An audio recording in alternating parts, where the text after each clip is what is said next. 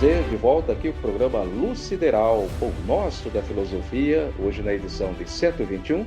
Continuamos aqui então estudando, abrindo espaço para o livro Paulo de Tarso, do professor e filósofo brasileiro Huberto Roth, viveu entre nós de 1893 a 1981 e nos deixou então a sua filosofia universica, firmada em matemática, mística e metafísica. E esse livro que ele nos presenteou aqui, entre os seus 68 livros, ainda na década de 1930, nos traz aqui a saga heróica do maior apóstolo do Cristo na Terra, o apóstolo Paulo, com as suas belíssimas cartas.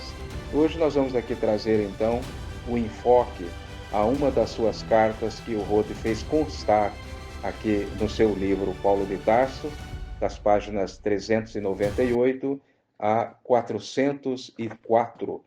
Encontramos aqui com o subtítulo Uma Carta de Amizade, Epístola a Filemon.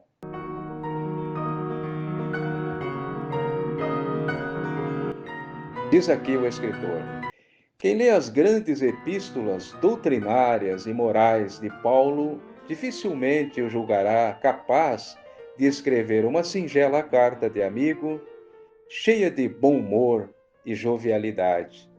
E, no entanto, Paulo escreveu cartas dessa natureza e uma chegou até nós, a exemplo do Divino Mestre, Jesus, que sabia ser doutor com os doutores, criança com as crianças, amigo com os amigos, tinha o dom de fazer vibrar toda a escala dos sentimentos e das afeições humanas, desde as excelsitudes metafísicas da especulação até a lianeza rústica do lavrador, desde as profundezas místicas das almas contemplativas até a singela religiosidade da criancinha que, de mãos postas, balbucia as suas orações desajeitadas.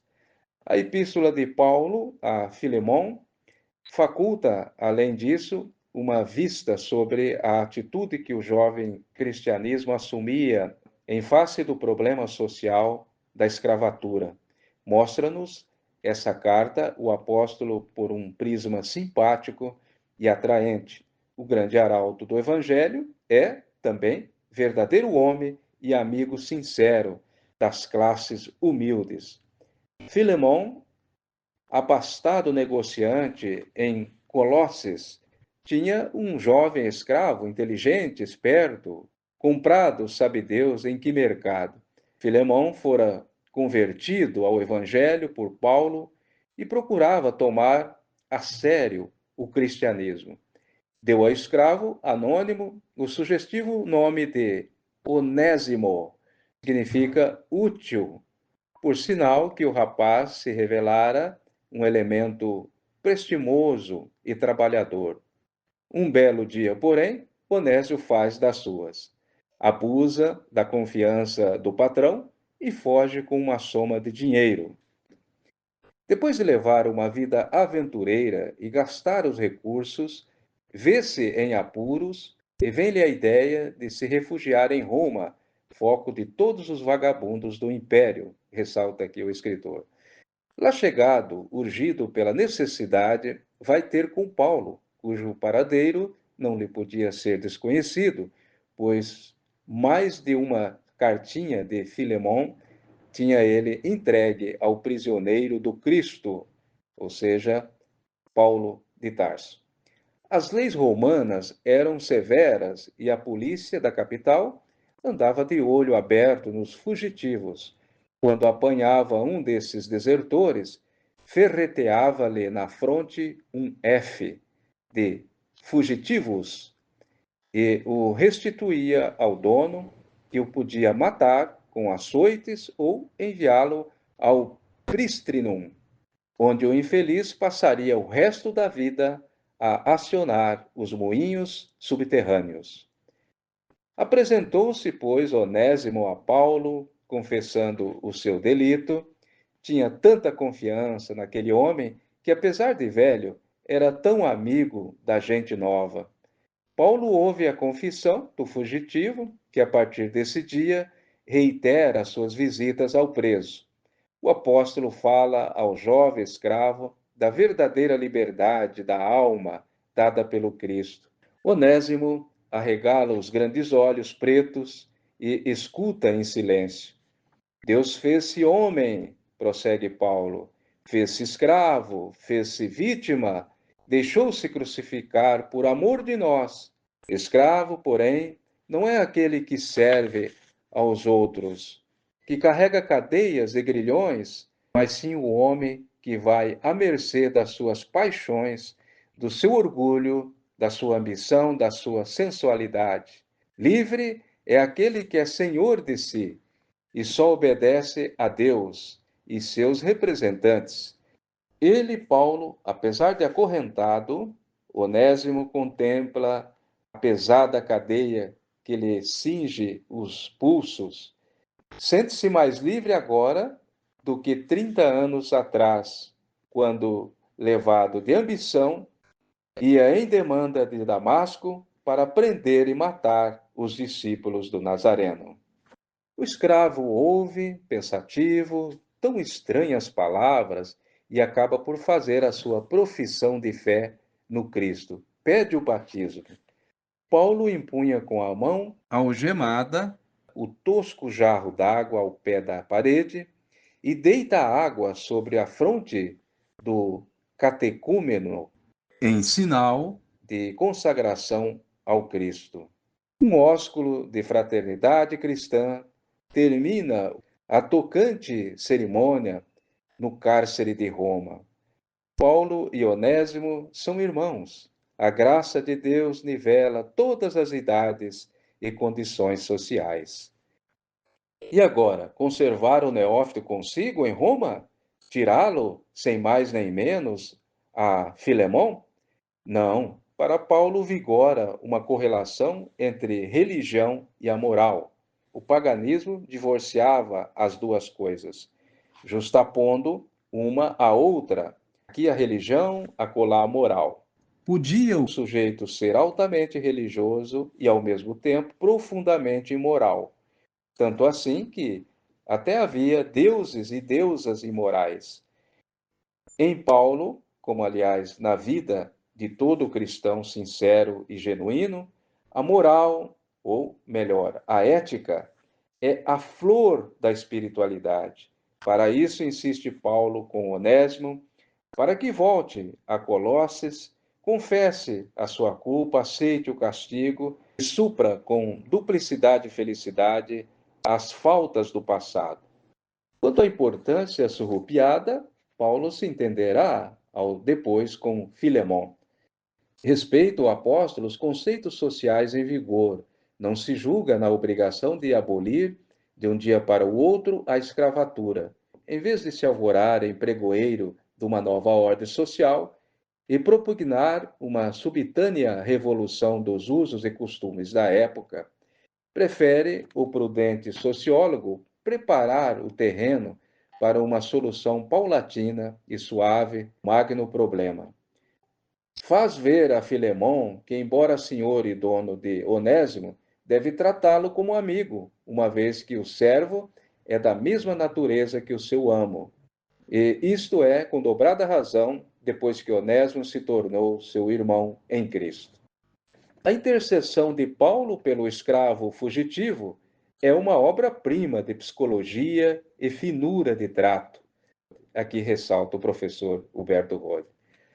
Ainda que em Cristo, escreve Paulo, me assista o direito de prescrever-te o que convém, contudo, pelo muito que te quero, prefiro rogar-te a bem de meu filho Onésimo, que gerei entre algemas. Tempo houve em que ele se foi inútil, agora, porém, é útil tanto a ti como a mim. Remeto-o a ti, acolhe-o como se fora o meu coração.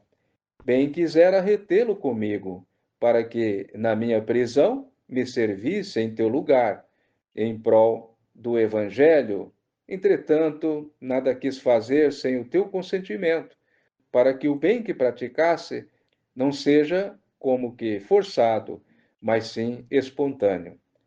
Carta à Igreja a Filemon, capítulo 8, versículo 14. Que linda graduação de motivos, ressalta Rode. O apóstolo não fez valer o seu direito que teria como pai espiritual de Filemon, mas pede tão somente: quem é que pode? Primeiro eu, Paulo, segundo eu, que sou velho, terceiro eu, o prisioneiro do Cristo. Roga por quem?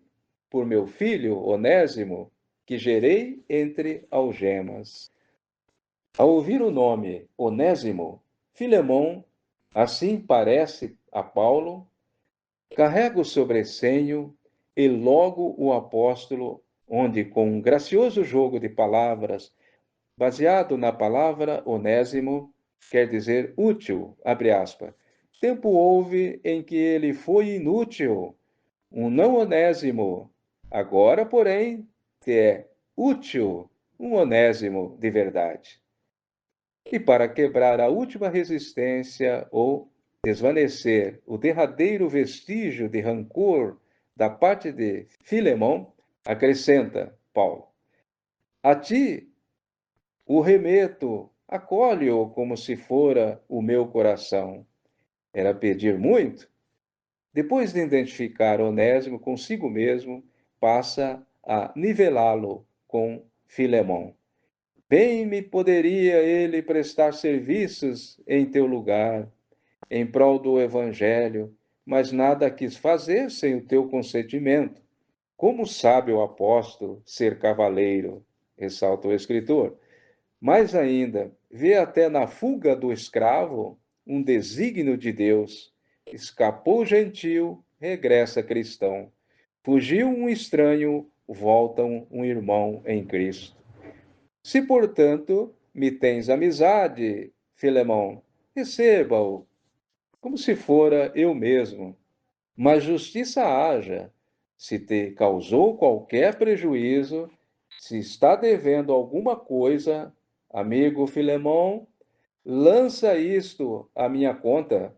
Eu, Paulo, te escrevo de próprio punho que o pagarei. Sorriu. Sem dúvida, Filemão, em face de tão ousada fiança, com que Paulo pagaria, estando ele algemado e preso e com futuro incerto? Ajunta significativamente o apóstolo.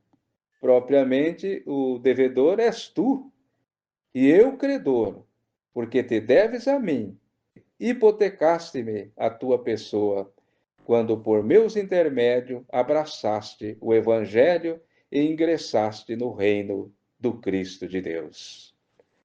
Fim promete Paulo visitar o amigo em Colosses, logo que se veja em liberdade. Convida-se a si mesmo, porque entre amigos há comunidade de bens. Prepara-me pousada, porque espero servos restituídos em virtude das vossas orações. E conclui o ilustre filósofo: não se encontra em toda a literatura antiga uma carta que em graça e delicadeza se compare com esta. O sublime teólogo do cristianismo sabe ser também um delicioso causer. Sabe ele que a solução do problema social não está em medidas legislativas ou policiais, mas sim na transformação das almas, na cristificação do indivíduo pela fé e pelo amor.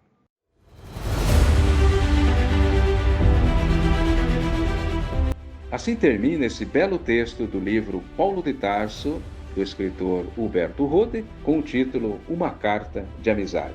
Historicamente, se registra as 4 epístolas que Paulo escreveu durante a sua estada na prisão em Roma.